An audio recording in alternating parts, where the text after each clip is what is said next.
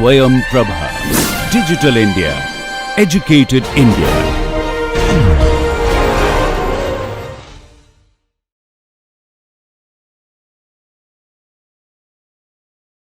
In Q star. Okay, maybe you can't do much better with just this kind of a linear representation. All right. However, notice that there is one significant shortcoming of this approximation of Q star by these four coefficients. It's the following. Okay. Now consider this region between A and B over here. Okay, so B is the point where Q star red and Q star blue are intersecting. Okay, and to the left of B, blue is better than red. Okay, and to the right of B, red is better than blue. Okay, so the right policy, right, the optimal policy for this MDP should be taking action red to the right of B and blue to the left of blue. Okay, according to being greedy with respect to Q star. But what is the policy that's being induced by these lines? Okay, assuming you're acting greedily with respect to your estimates of Q, then with these lines you're going to take the correct action, right? Blue to the left of A. You're going to take the right action, red to the right of B, but you're taking the wrong action between A and B, right? Between A and B, you need to be taking blue in order to act optimally, but you're going to end up taking red, okay? Because I mean, there was a slight sort of shifting that happened. See, these points were drawn from the point of view of approximating Q well, right? So they are doing a good job of that. But the sort of unexpected side effect of that is that the policy that they are inducing, right, is not doing the same thing as Q star, which is what we would want, right? If you want to do control, you want to be taking the right actions. Look at this. Okay, I'm drawing another set of lines. I'm drawing them in the dotted lines. I'm going to call them M bar red x plus C bar red, M bar blue x plus C bar blue. Okay, I'm just putting a bar. These two lines are also of the form mx plus c. They're not doing such a good job of the approximation. Okay, so the red line is far away from the actual Q star of x red. The blue line is also far away. Okay, and I mean, sort of provably, you can see that they're worse off than the M lines, right? Not the M bar line, but the mx plus c type lines were much closer. However, right, notice that in spite of being bad approximators, they actually induce optimal behavior. Okay, so if you're greedy with respect to this starred Q lines, you'll take blue to the left of B, and you'll take red to the right of B. Okay, which is right action, right? So what this illustrates is that you can have a pretty bad approximation of your Q star, but still induce optimal behavior. You can have a good approximation of Q star, but still induce non-optimal behavior. So the one thing we know is if you're exactly Q star, you have to induce optimal behavior, right? Imagine somehow you had a function approximation scheme that exactly matched Q star, red and blue. Then we know that it has to induce optimal behavior. But as soon as there is approximation, you can see this effect, right? Good approximation does not mean good policy. Good policy does not mean good approximation. In fact, you can take these two dotted lines and push them further and further down as long as they're crossing at B, right? You can make the approximation as bad as you want, but you'll still be inducing optimal behavior. So what we know about, right, what we have done so far is to find these solid lines, okay? So maybe you can find the solid lines by doing Q learning.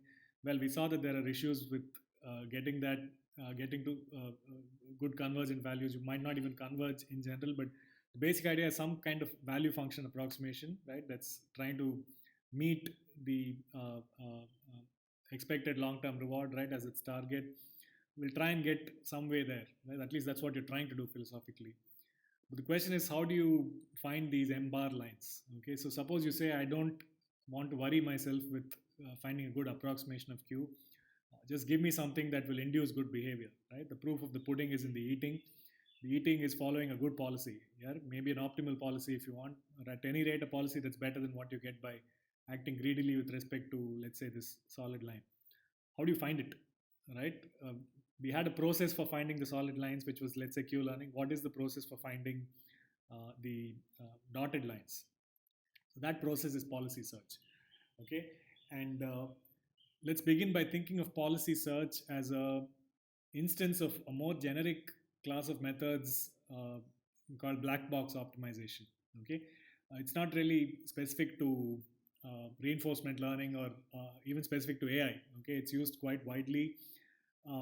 So for a second now, you can actually forget about the fact that we are doing reinforcement learning. Just think about this as a sort of independent description of a method called black box optimization. So here's what's going on. Okay, so let's assume that there is some system that depends on input parameters W. Okay, so think of W as a d-dimensional vector.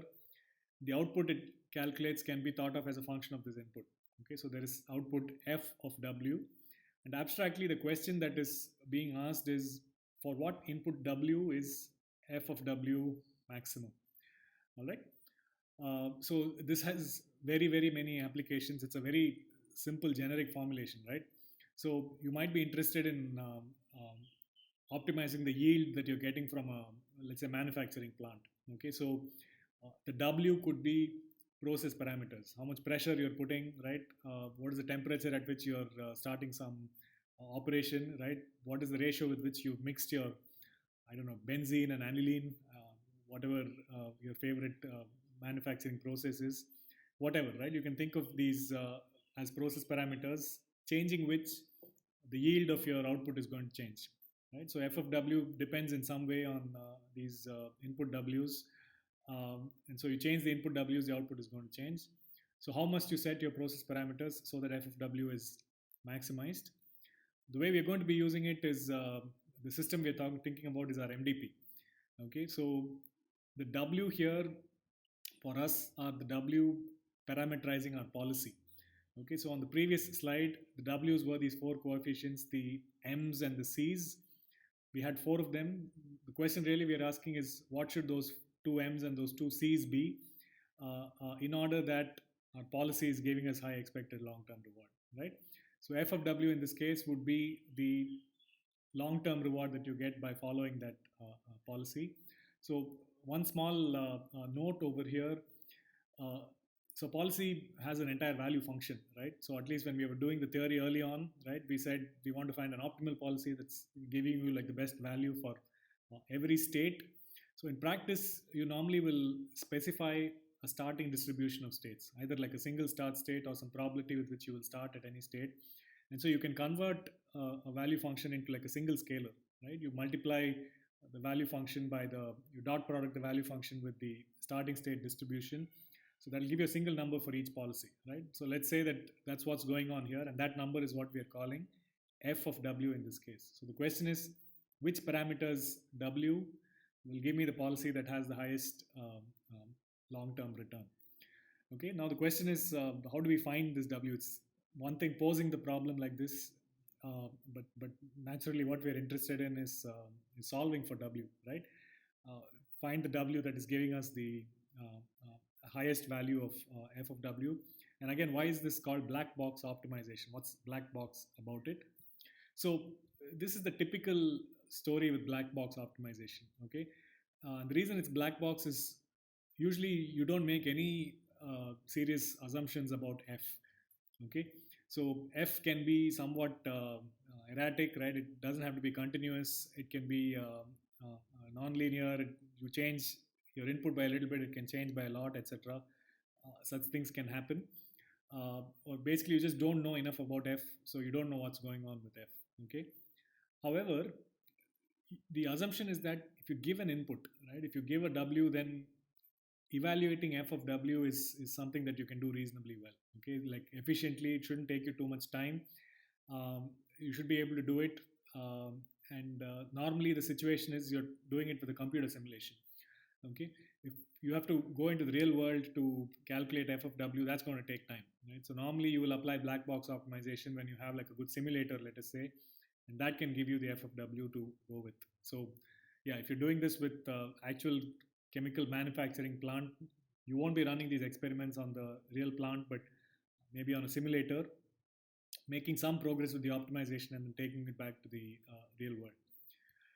So just to give you like a pictorial illustration, maybe the f will look like this. Okay, so what I'm doing here is illustrating it with two-dimensional world. There are two W's, W1 and W2, and the y-axis or the z-axis on this curve is f of W1, W2. Okay, so you can see that it doesn't have to be very regular in any sense. You can have like a peak over here and a couple of troughs, right? You can have saddles, etc. And this plot on the right is the same as the one on the left. I'm just giving you the top view, okay, and using color to tell you whether the function value is high or low. Okay, so you can see that the maximum is happening over here. There are some small local maxima over here, etc. Okay, this is just to illustrate. Okay, and the question is, if you're looking at a picture like this, how can you find a relatively good W? So you can already see we are scaling down from saying find the optimal W to find a relatively good W. That's because I mean, if you don't know anything about F, right? F can be wildly changing here and there. It's quite unreasonable to say, give me the optimal W, right? The global optimum in this space. In practice, you're okay with finding something that is reasonably good, right? But again, with no structure on F, how do you find something that is reasonably good? So you can give it a shot, right? So two sort of natural approaches. The very first things that you might think about are, let's say, random weight guessing and grid search. Okay, so what's random weight guessing? So on the same illustration as the previous slide, if you have like a two-dimensional problem, pick a few random W's. Okay, you suppose you know the range of W1 and W2, pick some points randomly from this range. Just evaluate these points. Okay, so you picked a few W1, W2 pairs, find the function value at these pairs, and whichever pair gives you the highest function value, you return that as your answer. Okay, so well, see, looks like we chanced upon something that's quite close to the optimal over here. Not such a bad answer. Okay, and if you don't like randomness, you can also do it deterministically by spacing these points regularly. So that becomes grid search. Now, both of these approaches are reasonable things to do if you have like a small dimensional world. Okay, 2 dimensions, you can see that with some chance we're actually hitting the close to the optimal, right? But that becomes less and less and less dependable as you have higher dimensional space. Okay, so it becomes like a needle in a haystack type of problem when your dimensionality becomes very large. Okay, so you can do it up to 3, 4, 5 dimensions maybe, but it doesn't help you too much beyond that. You can also be certain that, not be certain, but it's almost always the case that if you have very high dimensional space, right? If you have like 10,000 dimensions, you should not really be expecting any method to work. You have such a high dimensional space, you have no control on what f is doing, right? The function might actually vary very sort of arbitrarily. So what do you do? Well, there's not really much that you can do. However, there is hope for what lies in between. Okay, so local search is usually the way you solve black box optimization problems, and empirically it has been found to work reasonably well for intermediate dimensions. Okay, so if you have 100 parameters, a few tens of parameters, sometimes thousands of parameters. Okay, if you're lucky, but usually I'd say it's hundreds. Then you can expect to get reasonable results on reasonable problems by doing local search. Okay, so what is local search? Local search is usually something different from grid search and random weight guessing.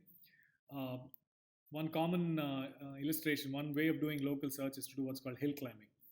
Okay, so what is hill climbing? I mean, read up Wikipedia if you don't already know it, but just to give you like a quick recap, here's what you would do with hill climbing. You start with some arbitrary initialization, some point in your space, okay? And what you do is you identify the neighbors of this point. So neighbors would mean you perturb, let's say, the W1 and W2 parameters by a little bit, okay? And that little bit is defined by you, like how you define the neighborhood. But then you go ahead, generate the neighbors, and also evaluate the neighbors. You find the function value at all of the neighbors, see which neighbor has the highest function value. Okay, so let's say this point here, which I have shown in green, has the highest function value. Make that your current point.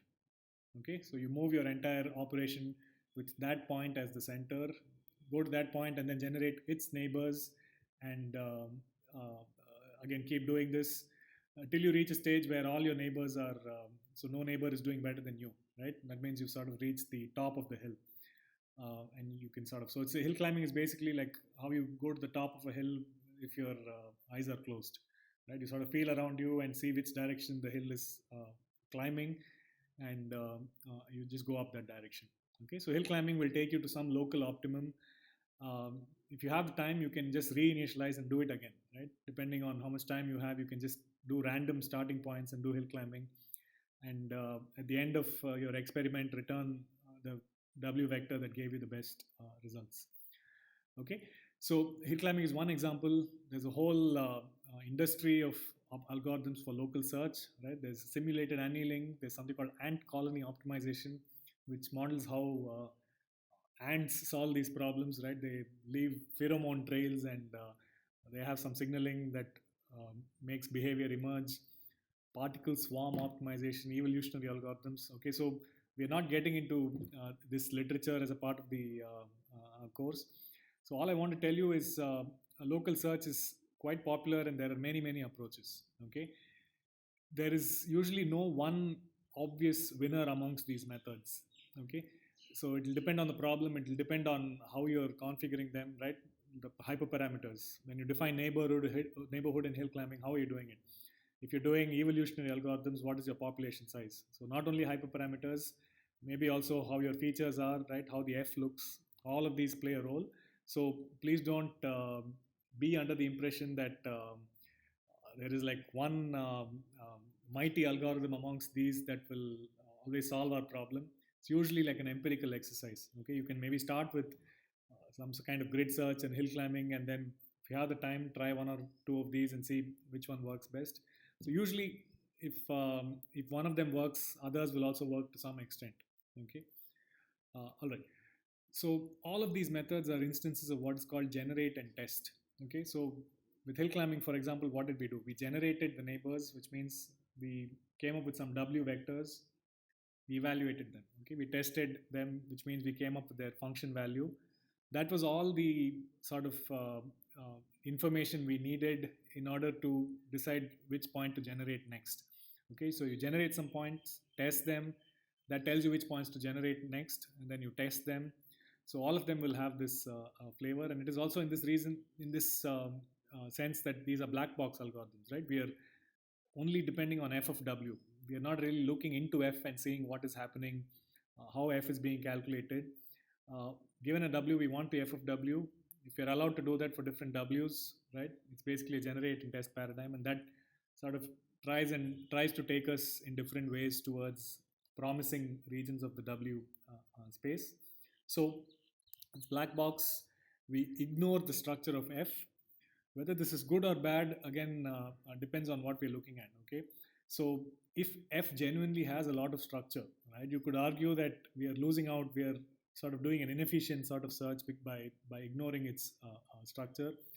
On the other hand, if f does not have structure, that is to be counted upon, right? That's not really something that we can gain traction. Maybe it's not such a bad idea, right? But the good things about local search are that it's highly parallelizable, right? So hill climbing, let us say you have 10 neighbors, you want to evaluate them. If you have 10 different machines, you can run 10 simulations at the same time, right? And come back with your answers. So it's almost like embarrassingly parallelizable, and that's true for all of these methods. And they're also very convenient for putting in domain knowledge.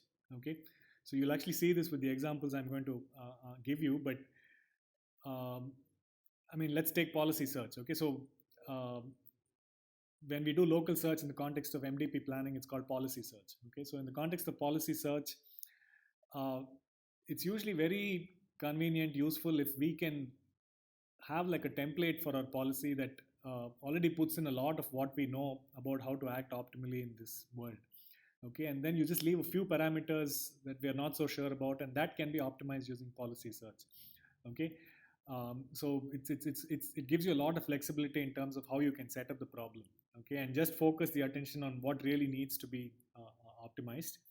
But also to mention here is most of the validation of policy search is empirical. Okay, there's not too much theory. There's not sort of a result that tells us you will get to the optimal policy, right? Or this is how much time it will take you to get somewhere. Well, but to be fair, not that we have such guarantees when we did control with function approximation, right?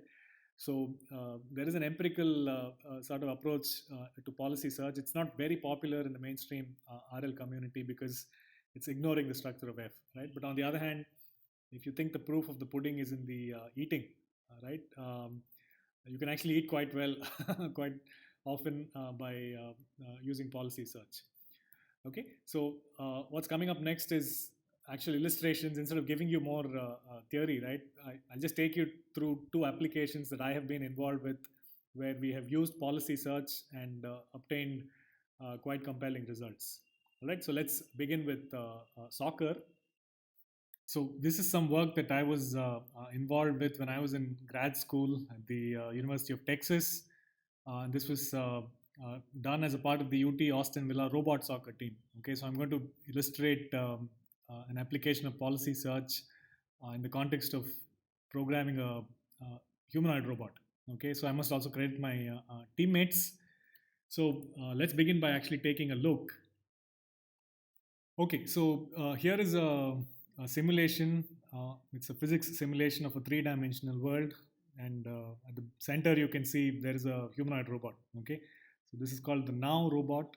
It's got 6 degrees of freedom in each of its legs, 4 in each of its arms. It's got, I think, 2, maybe 1 or 2 in its neck and head. It's got a small camera on its forehead through which it sees. So it's, although it's a simulation, it's an autonomous robot. Okay, so it gets perception in terms of what it sees. It can hear what its teammates are saying. It also gets some, I think, pressure sensation from the foot. The basic idea is it's got to be controlled, so you have to give like a control signal to each of its joints, okay, at every step, which is basically, I think, 20 times a second, or was it, yeah, 50 times a second, okay, every 20 milliseconds, and based on that, you'll have to get it to do whatever, right, walk, run, move, dive, etc. So let's see like basic, very just rudimentary behavior for this agent. It's got to walk. Okay, it's not falling down. That's some consolation with a humanoid robot, right? Humanoid robots, one of the biggest issues is that they fall down. Okay, and that just subverts anything that you want to do with them. But this one is staying stable, walking very slowly, right, in a somewhat labored manner. But it's managing to sort of stay behind the ball and sort of push the ball in the direction of the goal. Okay. So it's a reasonable starting point because it's not falling down. Actually, if you leave it long enough, it will eventually take the ball to the goal. Okay, but then you can see that it's taking a fair amount of time. So the question really is, I mean, can we get this robot to do better, right? Because you would want to do it to do it better if this robot has to play competitive soccer. It's not going to play very well if it's playing like this. So here was our approach. Okay, so you can imagine that the walk of a robot, right, or the gait of a robot, there is some existing template for writing this gait. Okay, so mechanical engineers for a long time have been coming up with descriptions of how to send controls to get the robot to walk, let us say, right, or to turn or to do something like that. And these controls will be parameterized by reasonably intuitive quantities. Okay, so what this table gives you is some useful sort of important parameters determining a robot's gait. Okay, so what is the maximum step size that is allowed in the x and y directions in terms of some angle theta? What is the amount to which you shift to one side? What is the height of your torso from the ground? Okay, at some point of time in the gait, right? So you get a picture. There are all of these parameters that you would imagine are important to the gait. You change one of them, the gait is going to look different.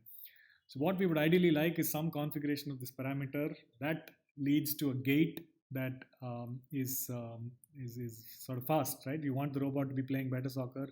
It's got to be able to move faster. It's got to be able to turn reliably. It's got to be able to execute kicks. So maybe kicks are parameterized slightly differently from this.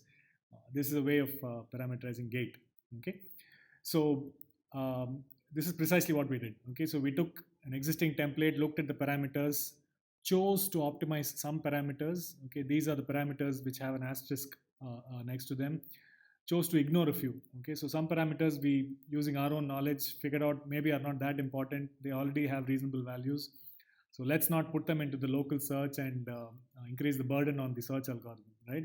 So if you can use your knowledge to bring down the number of parameters you want to optimize, that can help. Okay, and we did precisely that. And here's a picture of sort of what happens during training. All right, so what you see here is results from a particular type of local search algorithm called CMAES. Okay, it stands for Covariance Matrix Adaptation Evolutionary Strategy. Okay, it's an evolutionary strategy, but for the purposes of this talk, it really doesn't matter that it was CMAES. It would sort of more or less be the same had we done simulated annealing or hill climbing or something like that. Okay, but if you're interested, you can go and follow it up. So on the x-axis is the amount of training that we have done. Okay, in particular, because it's an evolutionary algorithm, the x-axis is the number of generations that we have generated candidate W's. Right, we go test them, and then there is some way of updating to newer and newer W's. You can see what usually happens. Okay, so the fitness. So fitness is a technical term used in evolutionary computing. It's sort of increasing with time. Okay, so fitness in this case, what would it be? So suppose we are optimizing for forward speed, right? We want a robot that's able to walk faster. You can define the fitness to be the distance you have traveled in a fixed amount of time. Okay, that's actually what's going on over here. You can see fitness is in meters, right? So you fix that you're going to walk for 10 seconds or 20 seconds. How much distance do you cover? That number is your fitness. And therefore, a more fit individual will actually then end up walking faster, right? So you generate these parameter vectors. They imply different gaits. You just run the gait and see what happens. How much distance is covered in 10 seconds. And a gait that is covered more, right, will sort of be picked, right? And sort of the focus of the algorithm will move in the direction of that parameter vector. Okay. So one thing to mention is the simulations in general are noisy, right? So you take the same gait, you run it for 10 seconds. It might cover 12 meters in one case. It might cover 8 meters in another case, simply because there is noise in the simulation, right? So if that is the case, what you normally do is you run multiple fitness evaluations. Okay, you run it 10 times, 20 times, and then take the average. I mean, if you average enough, usually you will converge to genuinely good walks or gaits, right? You won't be sort of catching noise because one gate just got lucky. It was run on a simulation that happened to sort of take it farther. Okay, so this is with forward speed optimization, but it must be mentioned that a robot that walks fast in the forward direction is not necessarily one that plays good soccer. Okay, so I mean, in order to be able to play soccer, you need to do many things together, right? It's not about like running a 100-meter sprint. You'll have to go towards the ball and then quickly turn on your heel and then go in some other direction and then stop, right? And then maybe walk back a little bit and then be able to position yourself behind the ball. All of these things have to be done. Okay, so if you're interested, you can read our paper. The basic focus of this whole investigation was designing the right evaluation for gates. Okay, ultimately, the evaluation for a gate we want is how many goals does it score while playing soccer, right? Now that's too sort of noisy. It's going to be very, very expensive to evaluate that exactly. So we have like a proxy evaluation which involves multiple things that an agent needs to do while playing soccer, right? Like going from point A to point B quickly, being able to turn, being able to position itself behind the ball. So all of that in some ways encapsulated in the fitness function, and that still gets optimized. Okay, and so what we then have at the end of that optimization process, the hope is that it's a better soccer player. So I showed you the before video. Let me also show you the after video.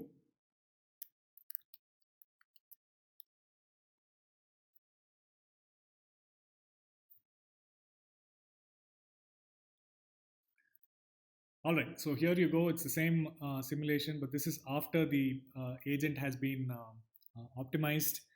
And you can see that it's walking much faster. It is sort of being able to, because of its speed, right? It's the ball is just getting dribbled ahead farther each time.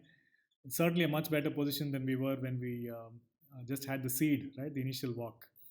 All that has happened in between is parameters of the gate have been optimized using CMAES. Okay, so to be precise, the particular gate shown in the video is slightly different from the one for which I showed you the parameters, but it's basically the same idea. Okay, so whatever parameters, 10, 20, 30 parameters were optimizing this gate, they were optimized by the evolutionary algorithm, and there you go. Okay, so it stopped just short of scoring a goal on this particular video, but the reality is that after this optimization, the robot was actually able to play much, much, much better.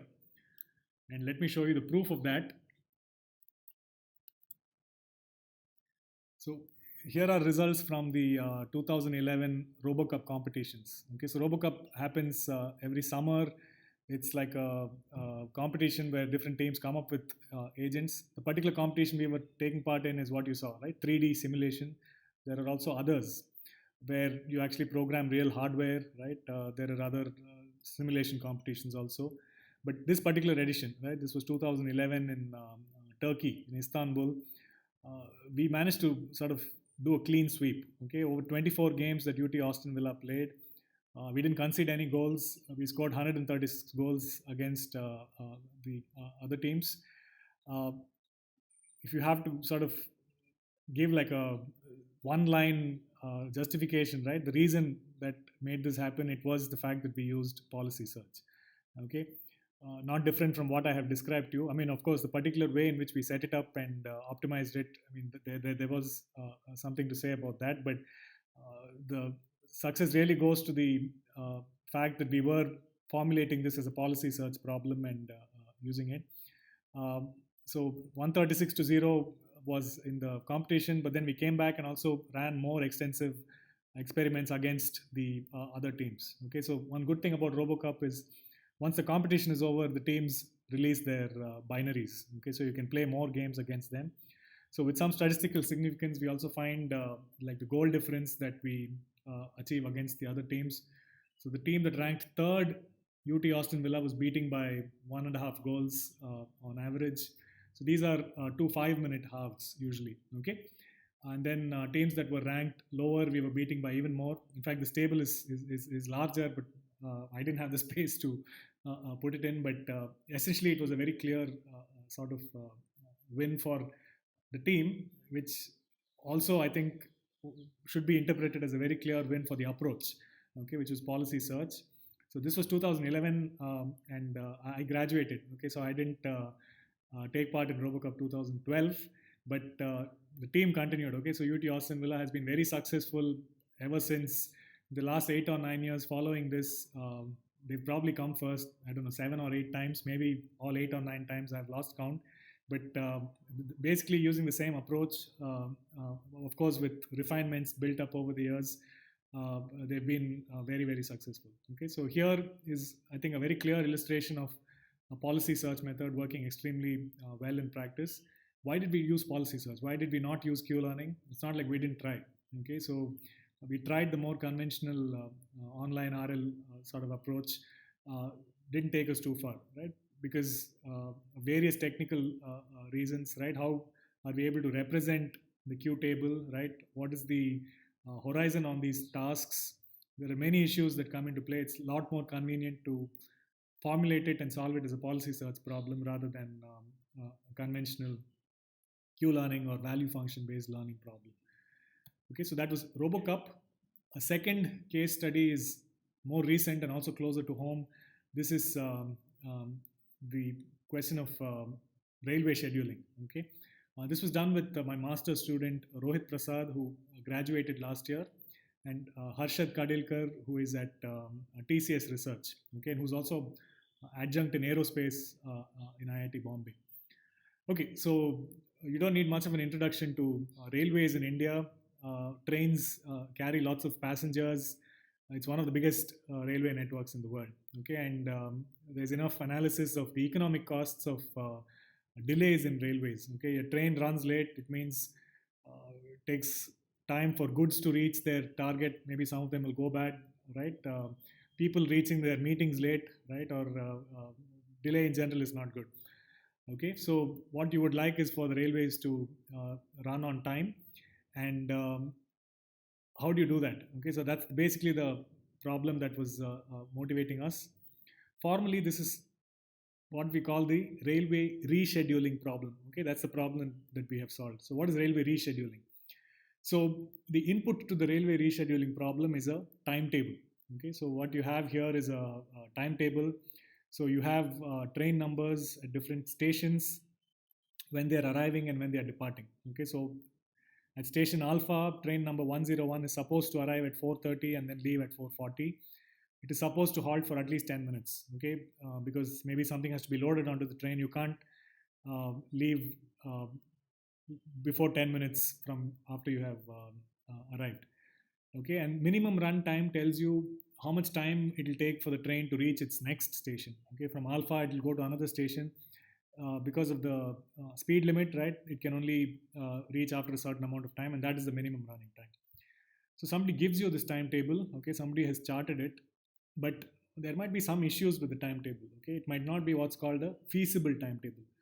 So why a timetable might not be feasible is owing to what is called both resource allocation constraints and time constraints. Okay, so what is resource allocation? So let's take an example where there are two trains from the same station.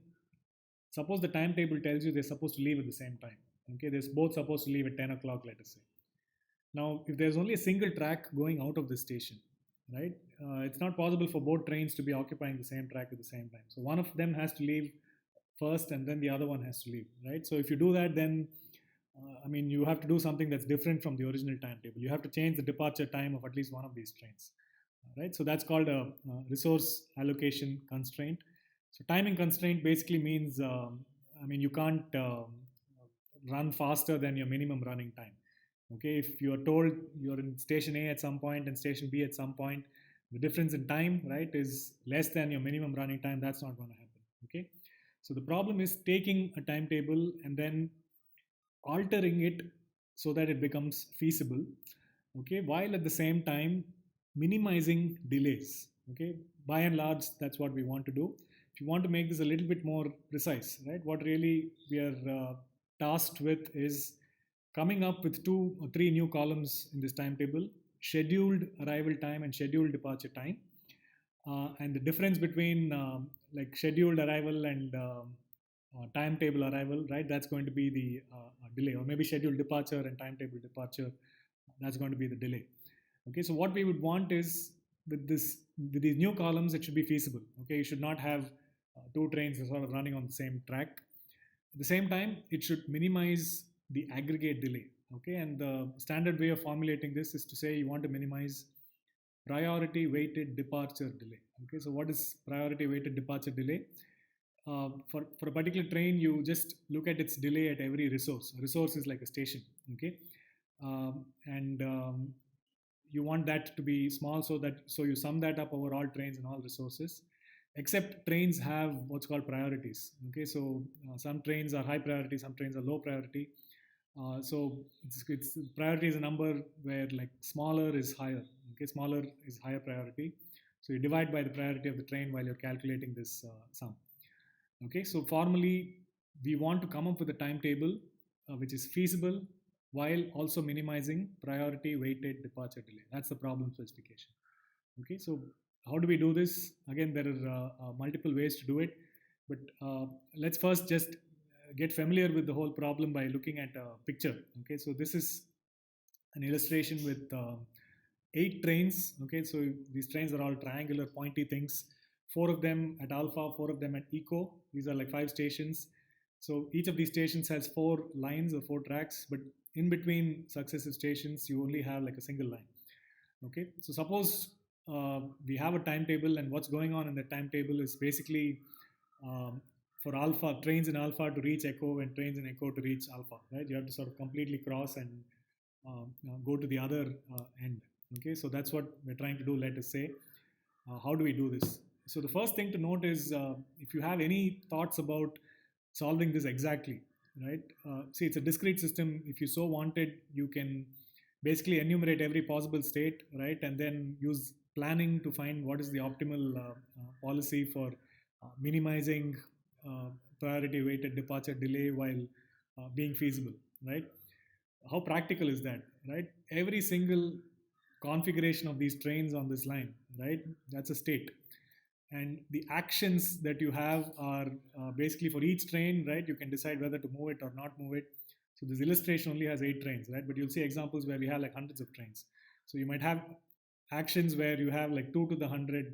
You might have railway lines on which at each time step you have like 2 to the 100 actions to consider, right? Because this is a cross product. So there's no way of doing it exactly on all but the smallest of problem instances. Okay, so in practice you have to do something approximate. What we showed works quite well here is policy search.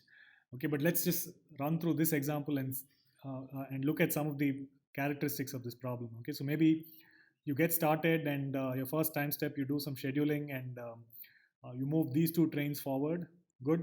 Okay, so you could have moved only one from each of these stations, right? Because there's only one track. So you do that, and then you move that train out, and then you start moving other trains in, right? I mean, you might be doing some of these things simultaneously, but anyway, right? This is just for our sort of understanding of issues that can come up, right? One particular issue is going to come up now as we start moving our trains. The particular issue that is going to come right now is what's called a deadlock. Okay, so see what has happened. We were moving trains without worrying so much about what's going on, but now we are in this state in which none of these trains here, right, can actually move. The only trains that you can move maybe are the extreme left and extreme right, but they are also going to move and only contribute more to the deadlock, right? They can't move forward. None of these trains can move forward. They can move backward, right? But in practice, it's actually a pretty painful thing to have trains move backward. It's not physically something that is sort of easy to accomplish. It doesn't happen. So deadlock is a very, very undesirable state. And we have done some scheduling while we were creating our timetable. We did something that resulted in a deadlock. Okay, so this is very common if you have a large network, which is where you have lots of trains sharing like a limited number of tracks, and you're trying to push more of them through, right? If you want like a efficient timetable, you're trying to put more and more trains, move them forward, right? And when you do that, situations like this are very commonplace. So we should be careful to have a policy that does not result in deadlocks. Okay, it would not have happened had we, from this intermediate state, done something else, right? Had we moved one of these trains out from Charlie, right, then you could sort of navigate your way out of the deadlock. You need to look ahead a little bit. Okay, so with just sort of one step, very myopic thinking, you can end up in deadlocks. Okay, so there is more like this, right, about the domain that I mean, we already know, right? There is human knowledge that tells us which trains are usually the ones that are important to look at from any particular state.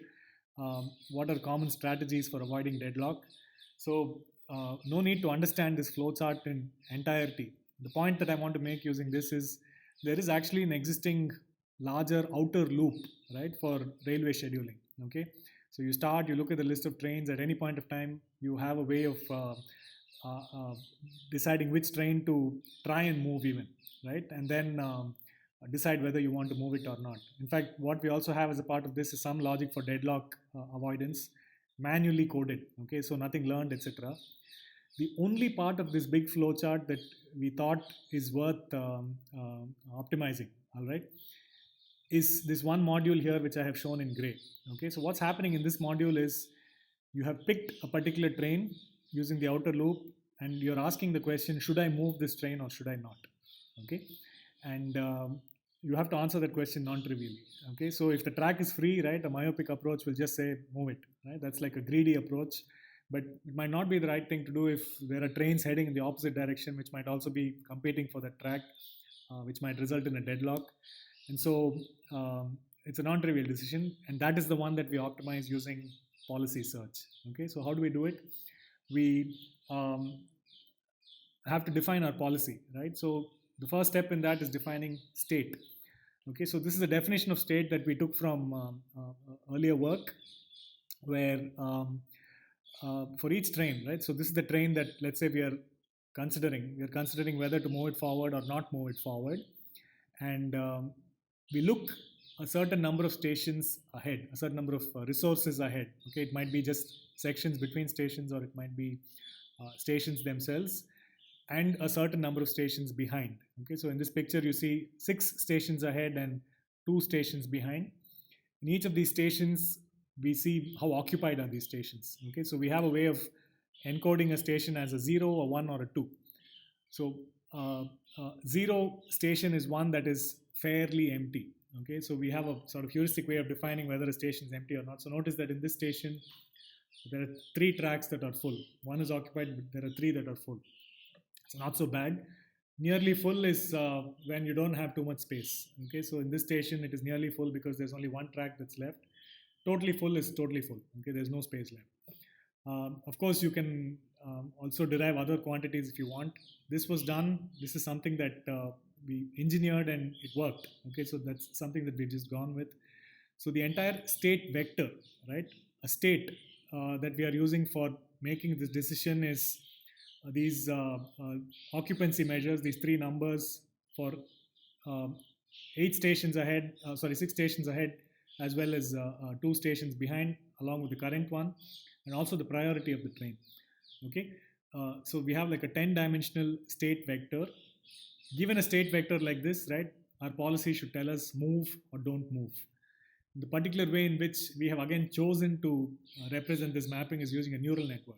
Okay, so input to this neural network is this 10-dimensional state vector. There are 2 outputs. One is move and one is stop. And the action that we actually recommend is the softmax. Okay, we will pick one of these probabilistically and say that's what we're going to do.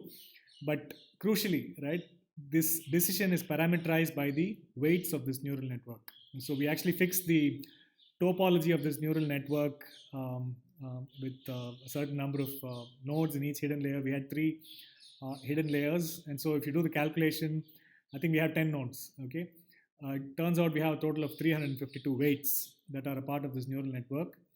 These are weights that we have chosen to optimize using policy search. Okay, so it's conceivable to also use, let's say, Q-learning to sort of backprop our way through, not really backprop, but use, let's say, some kind of batch reinforcement learning to set these weights so that the value coming out here is the Q value, right?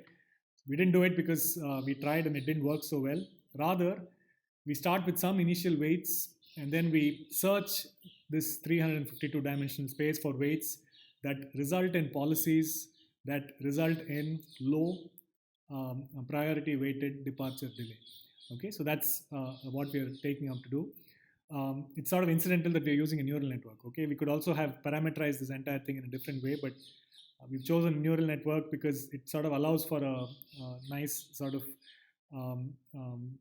definition of output in terms of input, right? That is sort of continuously varying, that is non-linear. In fact, by putting in 3 layers, we got a fair amount of non-linearity built into it. And then we optimize using policy search. Okay, so these are the data sets on which we tested. 2 of them were just synthetic ones that we created, but then 3 of them are from the Indian Railway Network. So KRCL is the Konkan Railway that runs along the Western Ghats, right, for the most part. Then there's a Kanpur line and the Ajmer line. So the Ajmer line is a fairly big line. There's like 400 trains. And if you see the timetable, the input timetable given to us for Ajmer, that's almost like an entire week. Okay, 7 days. There are trains that run for 7 days from start to end. So these are fairly, complex sort of networks. There's no way of solving them optimally, right? And any approach that you solve is going to give you some approximate answer. So how well does policy search fare? So first thing is we observe that policy search is sort of at least doing the right thing. So for each of these networks, if you plot as a function of generation, right, the number of simulations that you have run, the priority weighted departure delay, right, you can see that it's coming down. Okay, so normally you say fitness increases. In this case, fitness is like the negative of delay, and therefore we want it to decrease, and you can see that that's happening. Here's a more comprehensive set of results where we've also compared with many other approaches. Okay, so policy search on each of these lines actually gave us the lowest priority weighted departure delays. So what's in the parenthesis is the number of deadlocks that resulted when we ran this 100 times. Okay, we didn't get any deadlocks on these any of these networks. You can see some other methods that do result in deadlocks. Okay, there's a naive method that's, I think, always trying to push a train if it's possible to be pushed, right? That results in deadlocks many of the times. You can also see that the delays in general are larger. So the methods here include a reinforcement learning implementation that Harshad, right, one of the co-authors had done before. It's a form of Q-learning, okay, that he did with a tabular representation. It was doing okay. In fact, it was doing better than some of the other approaches, but Policy Search was able to do significantly better than reinforcement learning. There's a bunch of heuristics called travel advanced heuristics, which are more like rules of thumb, okay, for doing this scheduling, which are not really data driven, which didn't perform as well. There are also other sort of other baselines which we didn't really expect to do so well, but we have the proof that they're not. Okay, but this is clear sort of evidence in favor of using the policy search method. And this is not like purely an academic exercise, right? Think about it. If you can run more trains through the Indian railway network, it's got significant economic benefits. If any of you has been stuck in a train for a long time, right? Maybe you were hoping for a scheduling algorithm that will get you to your destination faster, right? So machine learning can help you. And here's an illustration. Here's a scatter plot, particularly comparing CMAES with Q-learning, okay? So x-axis is policy search or CMAES, y-axis is the reinforcement learning approach from earlier. And each of these points corresponds to a small perturbation of the original timetable, okay? So not only did we train for the original timetable, we asked what would happen if, in reality, what will happen is trains will anyway run early, late by a few minutes, right? So we want a method that's got to be robust towards these sort of slight departures from the original timetable.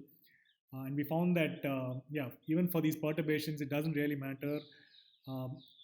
Significantly, most of the time we are above this diagonal, right? Which means CMAES results in smaller priority weighted departure delay than does reinforcement learning, okay? You can particularly see this with Ajmer. Okay, Ajmer is the largest of these networks, and most of the points are above the diagonal, right?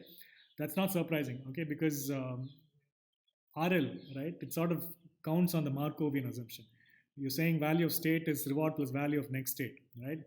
That's going to be a reasonable assumption to make only when your value of next state is devoid of bias, right? And if your state representation is impoverished, right, it doesn't take in all the features that are really needed to calculate your next state, so calculate your state value, right? And the functional form that you're using, if it does not have the expressive power, then it's not a very reasonable assumption to make, right?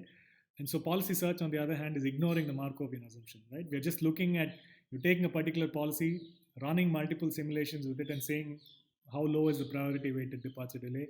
You're not trying to associate values with individual states along the way, right? And in this case, because it's non-Markovian, right? Our definition of state only looks like so many stations ahead and so many stations behind. You're not looking at the rest of the network, technically, which is a part of your space, part of your state.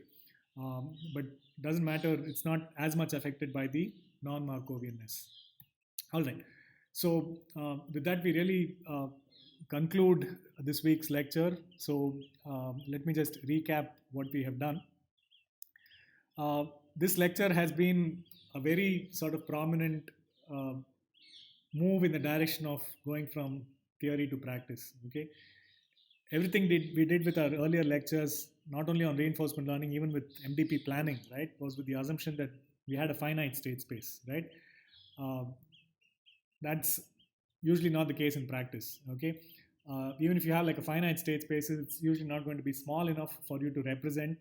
You're going to have a very large state space which is finite, or you're going to have like a continuous infinite state space in practice.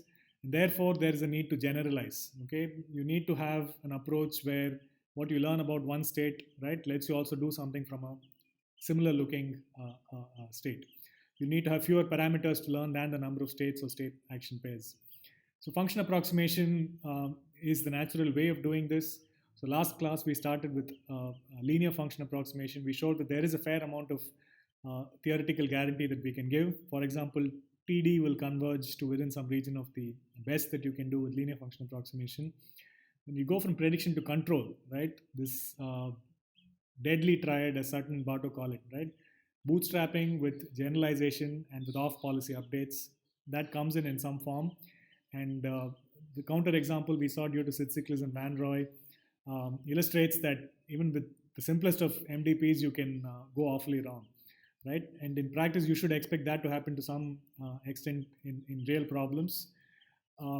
Policy search is a sort of counter to this whole thing, right? Saying, why are we so preoccupied with approximating values? You can get better policies by even having poor approximations. We don't really have to worry about how well we're approximating values. Let's just look for policies that are giving us high expected long-term reward. Now, the Puritans will not be so happy with this because we are letting go of the Markovian structure of our problem. But in practice, sometimes that is the right thing to do when your representation is not good enough. Okay, so that we have illustrated using two examples, one from robot soccer, the other one from railway scheduling. Okay, so policy search, the strongest justification for it is its practical successes. Okay, and there are many others like this. For example, the game of Tetris, okay, is one. Tetris is, I'm sure you've played the video game where the pieces are falling and you have to sort of lodge them. And Tetris has for a long time been used as a benchmark for reinforcement learning algorithms, right? And there, if you see the best value function based reinforcement learning algorithms will clear like a few tens of thousands of lines at most. The simplest policy search algorithms, right, things like hill climbing will clear like millions of lines. Okay, and that is precisely due to these reasons. The representation good enough to support value function based learning, but good enough for representing good policies. Okay, so yeah, this is then it for this week. What's coming up next week is related. Family of algorithms that is you can think of as an instance of policy search is policy gradient algorithms. Okay, so policy gradient algorithms are acknowledging off the Markovian structure. They try to associate quantities with individual states. Okay, they compute formally the gradient of the policy with respect to its parameters and go up that gradient. You need to make certain assumptions for doing policy gradients, but they are also very successful. There are many recent results that show that on reinforcement learning control tasks. Okay, so it's in the spirit of a policy search, but it gets a little bit more technical. So next week, that's what we're going to look at, policy gradient methods. All right, stay safe. I'll see you next in week 12.